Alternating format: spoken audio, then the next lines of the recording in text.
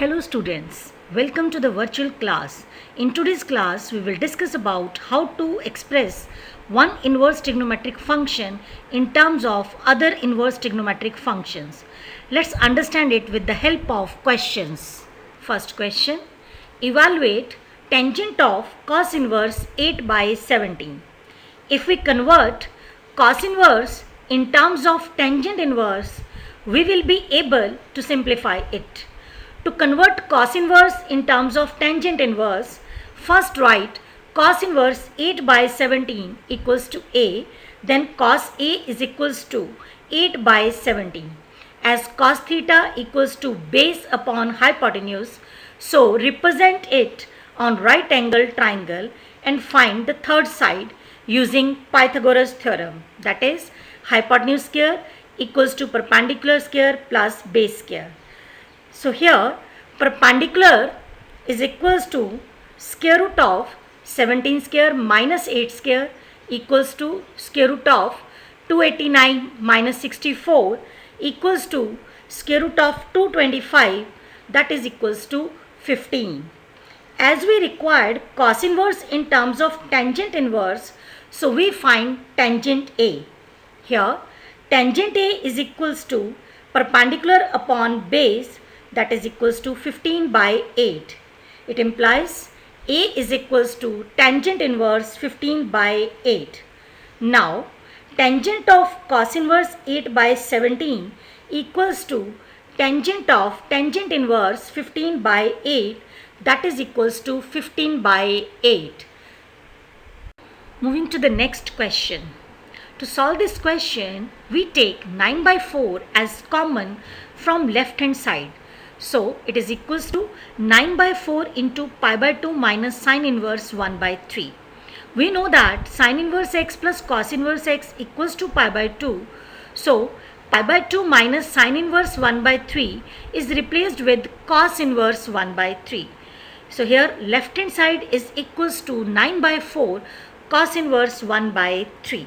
Now we convert cos inverse in terms of sine inverse.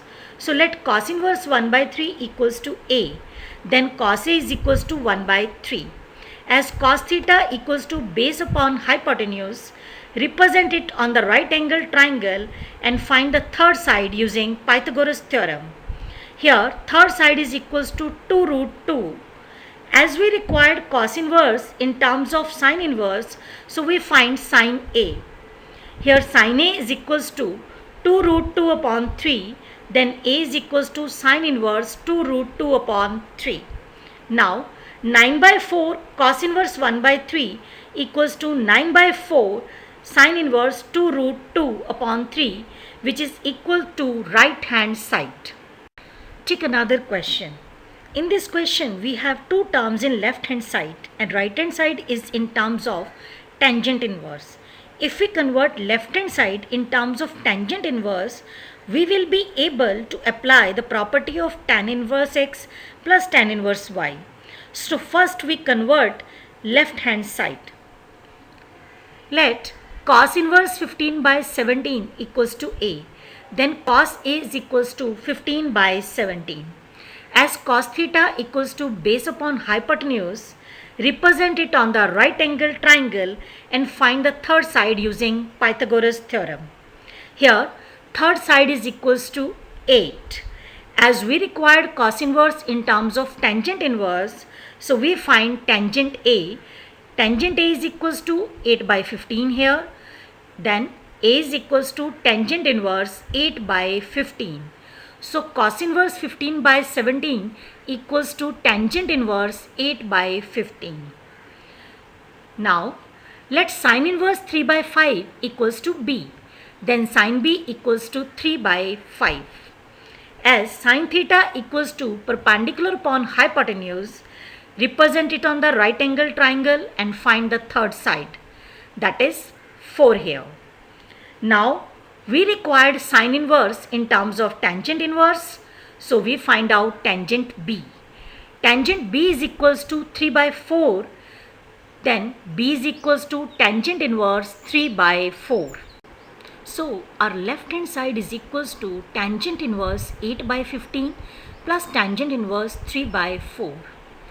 As the product of 8 by 15 and 3 by 4 equals to 2 by 5 is less than 1, so we use tangent inverse x plus tangent inverse y equals to tangent inverse x plus y upon 1 minus xy.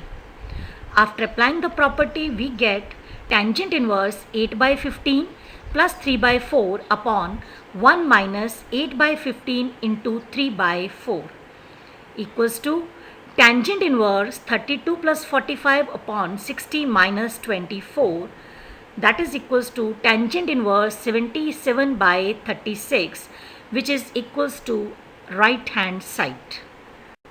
Take another question. In this question, let's convert the term of sine inverse and cos inverse of left hand side in terms of tangent inverse, so that we can use property of tangent inverse x plus tangent inverse y to solve the question. Let sine inverse 12 by 13 equals to a, then sine a equals to 12 by 13.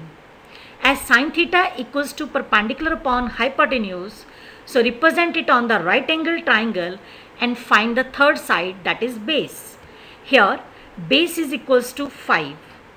As we required sine inverse in terms of tangent inverse, so we find tangent A. Here tangent A is equals to 12 by 5, then A equals to tangent inverse 12 by 5. So sine inverse 12 by 13 equals to tangent inverse 12 by 5.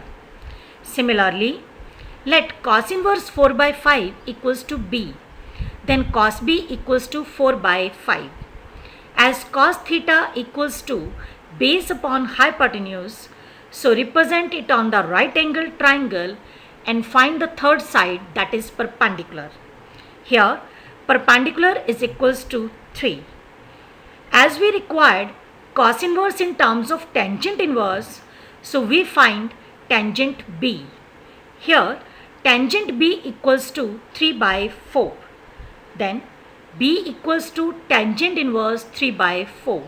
So cos inverse 4 by 5 equals to tangent inverse 3 by 4.